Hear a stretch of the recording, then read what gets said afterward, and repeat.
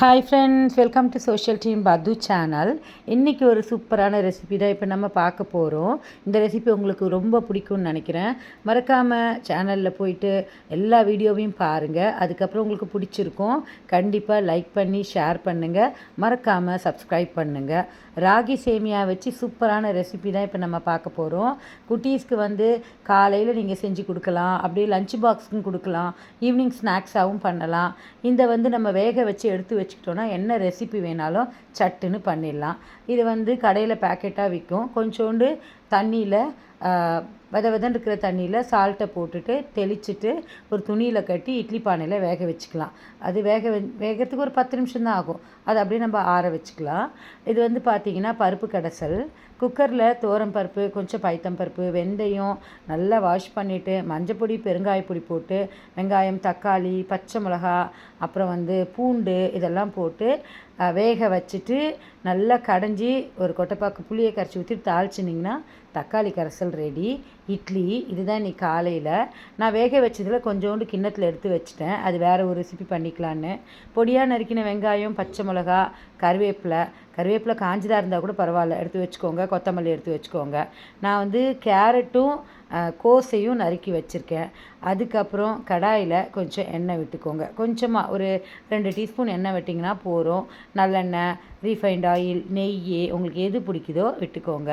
அப்புறம் கடுகு, சீரகம், கடலைப்பருப்பு, உளுந்தம்பருப்பு இது பேசிக் நம்ம தாளிக்கிறது. பெருங்காயத்தூள் உங்களுக்கு வேணால் முந்திரி பருப்பு போட்டுக்கோங்க. வேர்க்கடலை இதெல்லாம் உங்களுக்கு பிடிக்கும்னா போட்டுக்கோங்க. அதுக்கப்புறம் கருவேப்பிலையை போட்டுட்டு நல்லா செவக்கட்டும். ஏன் அப்படின்னா அந்த ராகியோடு சேர்ந்து இந்த கடலைப்பருப்பும் உளுந்தம்பருப்பு அந்த இதெல்லாம் இந்த கலரில் இருந்தால் தான் டேஸ்ட் நல்லாயிருக்கும். கருக அடிச்சிடாதீங்க. பச்சை மிளகாய் போட்டுட்டு வெங்காயம் நிறைய போடுங்க. வெங்காயம் நல்லா கண்ணாடி மாதிரி வதங்கணுங்க. அப்போ தான் ராகியோடு சேர்த்து சாப்பிடும்போது ரொம்ப டேஸ்ட்டாக இருக்கும். ஸோ நம்ம பொடியாக நறுக்கிக்கோங்க. நீளவாக்கமோ இல்லைன்னா பொடி பொடியாகவோ நறுக்கிட்டு இந்த அளவுக்கு நல்லா அப்படியே மினுமினுன்னு மினுக்கும். அதுக்கு எப்படி ஒரு 5 மினிட்ஸ் எடுத்துக்கும் வெங்காயம் வதங்கிறதுக்கு.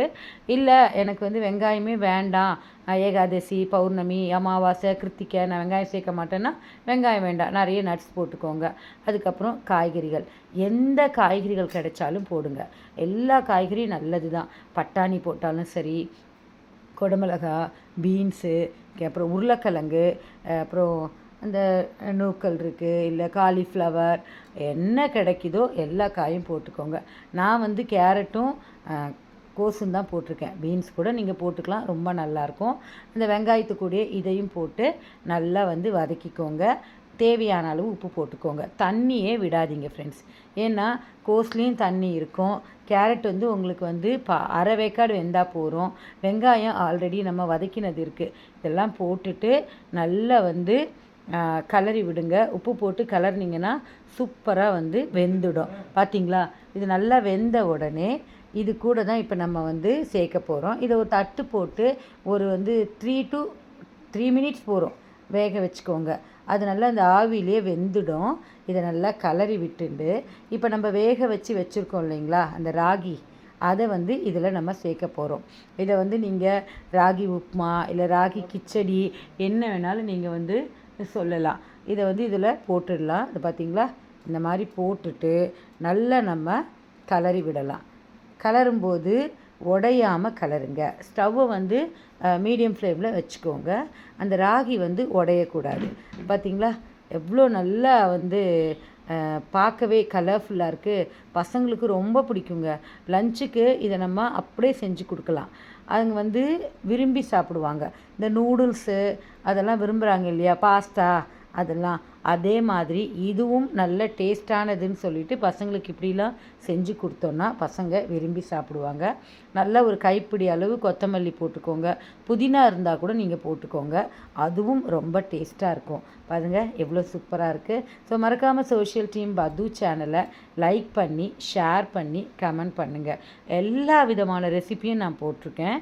உள்ளே போய் பாருங்கள். சேனலுக்குள்ளே சோஷியல் டீம் பத்து சேனல் அப்படின்னு நீங்கள் சர்ச் பண்ணிங்கன்னா சூப்பராக உங்களுக்கு வந்து நம்ம சேனல் காமிக்கும்.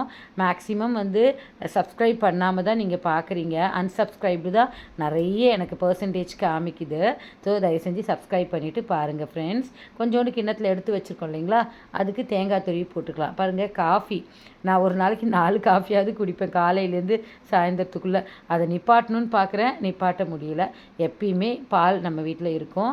காஃபி வந்து இது சர்க்கரை போடாமல் கொஞ்சம் எடுத்து வச்சுருவேன். அதுக்கப்புறம் சூடு பண்ணி சாப்பிட்டுப்பேன். பாருங்கள், கிண்ணத்தில் வேக வச்சது கொஞ்சம் எடுத்து வச்சுருக்கேன். தேங்காய் துருவினாலும் ஓகே, நான் வந்து ஸ்லைஸ் போட்டு மிக்சியில் ஏலக்காய் 2 போட்டு ஒரு ஓட்டு வச்சுருக்கேன்.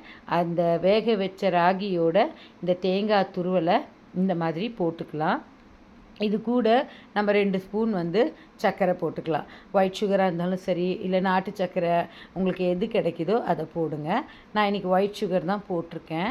ஸோ அந்த ஒயிட் சுகரை இதில் நமக்கு தேவையான அளவு போட்டுட்டு நல்லா கலந்து விட்டுக்கோங்க. இந்த மாதிரி ஸ்நாக்ஸ் செஞ்சு கொடுத்தாலும் பசங்க ரொம்ப விரும்பி சாப்பிடுவாங்க. கொஞ்சமாக தான் நம்ம வந்து சுகர் போட போகிறோம். அதனால் வந்து நீங்கள் பயப்பட வேண்டாம். அந்த தேங்காய், இந்த ராகி இதெல்லாம் வந்து பார்க்கவும் நல்லாயிருக்கும், சாப்பிடவும் நல்லாயிருக்கும். ஸோ இதுதான் இன்றைக்கி நம்ம வீட்டில் காலையில் பிள்ளைங்களுக்கு செஞ்ச ரெசிபி. மறக்காமல் சோஷியல் டீம் பது சேனலை லைக் பண்ணி, ஷேர் பண்ணி, கமெண்ட் பண்ணுங்கள். உங்களுக்கு பிடிச்ச ரெசிபி எதுன்னு சொல்லிவிட்டு கமெண்ட் பாக்ஸில் சொல்லுங்கள். இதை விட சூப்பரான ஒரு வீடியோவில் உங்களை நான் பார்க்குறேன். இந்த சேனலில் இருக்கக்கூடிய அத்தனை விஷயங்களும் நான் ட்ரை பண்ணி பார்த்து, நான் செஞ்சு பார்த்து, டேஸ்ட் பண்ணி தான் உங்களுக்கு நான் அப்லோட் பண்ணுறேன். ஸோ உங்களுக்கும் இந்த வீடியோ எல்லாம் பிடிக்கும்னு நான் நம்புகிறேன். ஸோ மறக்காமல் சோஷியல் டீம் பது சேனலை லைக் பண்ணி, ஷேர் பண்ணி, கமெண்ட் பண்ணுங்கள் ஃப்ரெண்ட்ஸ். பாய்.